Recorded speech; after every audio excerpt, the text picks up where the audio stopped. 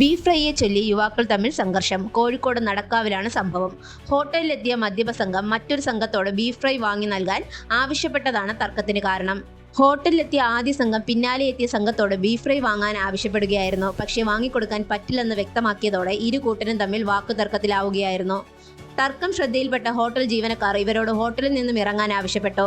ഇതോടെ റോഡിലിറങ്ങി ഇരു സംഘവും കയ്യേറ്റത്തിൽ വരെ എത്തി. സംഭവം അറിഞ്ഞ് പോലീസ് സ്ഥലത്തെത്തിയിട്ടും ഇരു സംഘവും തർക്കം തുടരുകയായിരുന്നു.